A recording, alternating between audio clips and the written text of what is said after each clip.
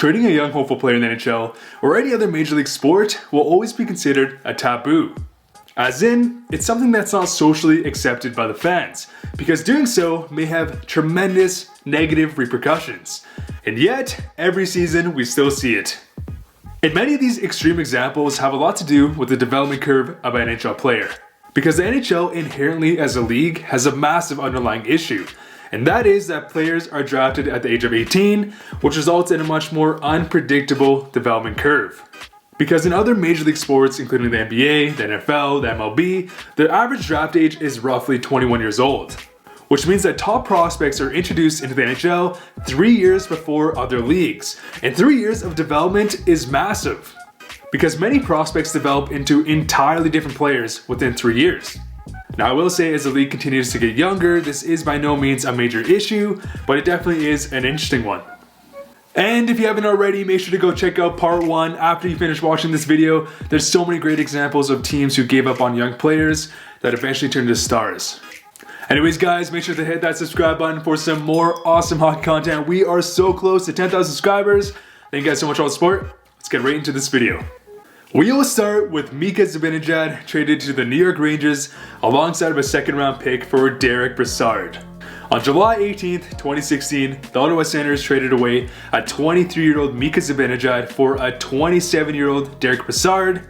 And this trade was always a massive head scratcher, because Mika at the time was demonstrating constant positive progression every single season as a Senator. Back-to-back 20-goal seasons, increased responsibility and ice time, and he was slowly developing into a cornerstone piece for the Senators.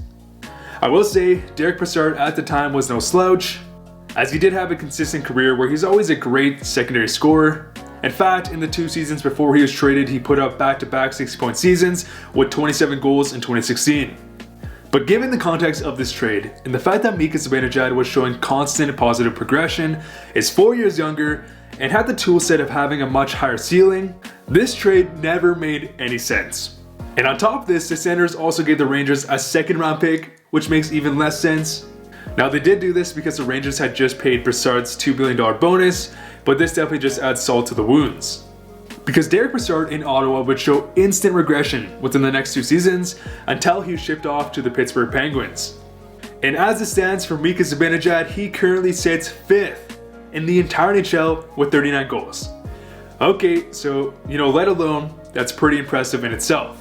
Mika has also missed 15 games this season due to an upper body injury he sustained earlier on this season. Meaning, as it stands, Zibanejad's goal per game average actually ranks number 1 in the entire NHL. As through 82 games, Mika would be on pace for just shy of 59 goals, on top of 107 points. And throughout his entire time in New York, Mika has been a great player. He did have some injuries around the start, but he definitely has always been a stud, and he really broke out last season, putting up 74 points, which was his career high. And this is the prime example of the massive risk you take when you trade away a young, hopeful player, especially in a player like Mika Zibanejad that showed absolutely no signs of being a bust. Next, we have Sergei Bobrovsky traded to the Columbus Blue Jackets for a 2nd and 2 4th round picks. You heard that correctly. Sergei Bobrovsky, a 2-time Vezina winner, was traded for a 2nd round pick and 2 4th round picks. There has only been a handful of goaltenders throughout NHL history to have won multiple Vezina trophies. And Sergei did this on an underwhelming Columbus Blue Jackets team, and just the context of this trade makes the situation even more crazy. The Philadelphia Flyers at the time had a 31-year-old Ilya Bryzgalov. It's only a game. And of course, a 22-year-old Sergei Bobrovsky.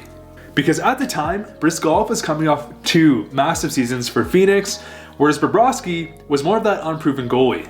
He showed tremendous upside, but he definitely was having his struggles on proving that consistency. Because the next season after Bobrovsky was traded, he posted a .932 save percentage and won the Vezina in just a dominating fashion. And as for Bryzgalov, he ended up playing 1 more average season and then left the Flyers organization. Why you have to be mad? So the Flyers unfortunately bet on a goaltender that had no future and gave up on Bob, who instantly became the best goalie in the NHL. Now, I will say, luckily the Flyers today have a franchise goalie in Carter Hart, or like RA would say, Carter Hart. But this trade, looking back, was horrendous, especially because the draft picks they used turned into non-roster players. Next, we have a more recent trade in Kevin Fiala traded for Mikael Granlund. And this trade has definitely taken an absurd twist. As when this trade was announced, people seemed to heavily favor the Predators, as Mikael Granlund has been an extremely good and extremely underrated player for basically the entirety of his career. In 2017 and 2018, he had nearly back-to-back 70-point seasons, and when he was traded, he was yet again having another great season. And for a Nashville team that was primed to take a run for the Cup, they were in need for that more consistent veteran presence.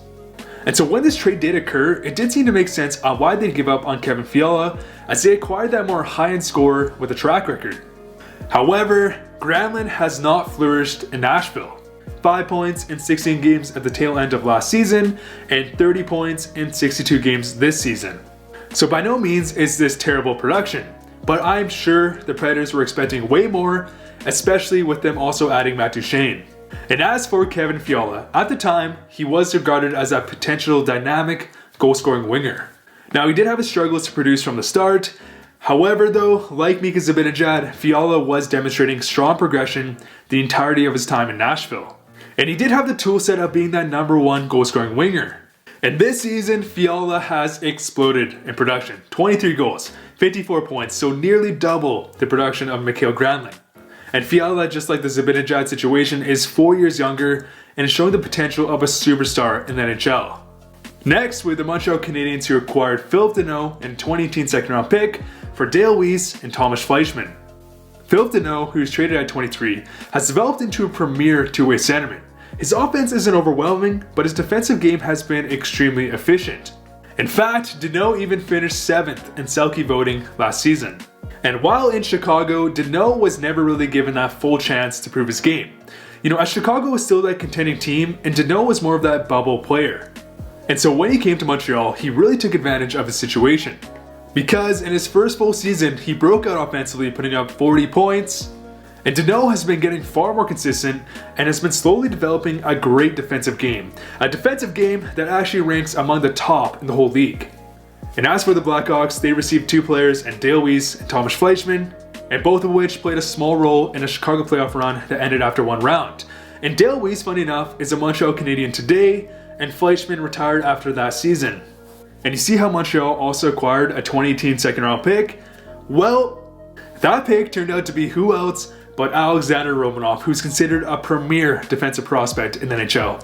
And so the Blackhawks gave up on Philip Deneau, who's developed into a very good player, and a second-round pick that turned into Alexander Romanov for 2 players who played a small depth role, both of which also left the organization the next season. Next, with the notorious Tuukka Rask trade for Andrew Raycroft. And this one is the epitome of the Toronto Maple Leafs misfortune.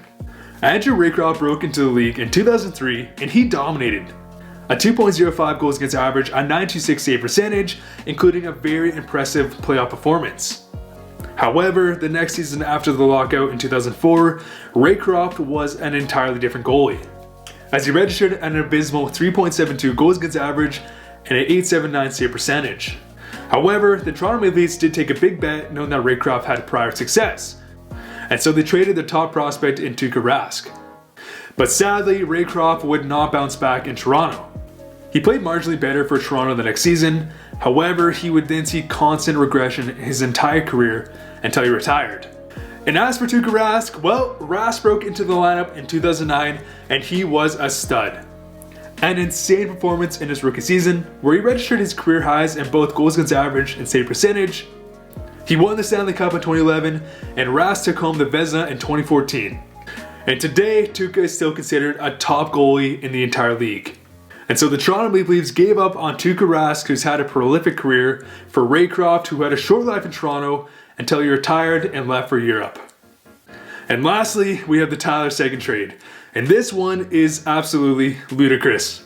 You guys like that word? Ludicrous? Well, a word like ludicrous is needed to describe this transaction. Because this transaction was a prime Peter Chiarelli move that made you wonder how he had a job for so long in the NHL. Because funny enough, the Boston Bruins actually released an exclusive behind the scenes video the day they traded Seguin and kind of what their thought process was. And so you know what, I'll let this short clip describe the situation. I thought he worked hard.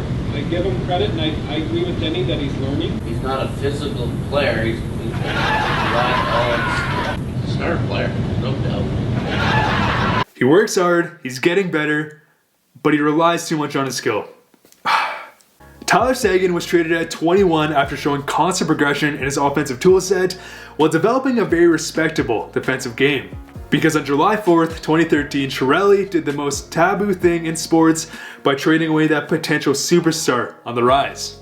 Now, they did receive a kind of producing Louis Eriksson alongside of an up-and-coming Riley Smith, but this trade is the prime example of the tremendous risk that happens when you trade away that young and up-and-coming star. Because the Seguin transaction never made any sense.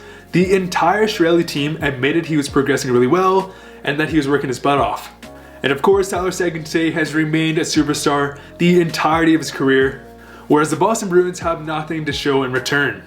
Now, they were mentioning some culture issues that probably had something to do with partying, but come on, culture versus receiving no assets. Anyways guys, make sure to comment down below if you feel like I missed anyone.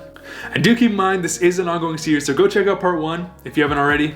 We are so close to 10k subscribers. You guys are just crazy. Thank you guys for all the support. It means the absolute world to me. Hope you guys have a great day. See you guys later. I'm also losing my voice. I don't know if you can tell. It's been a long day. See you guys later.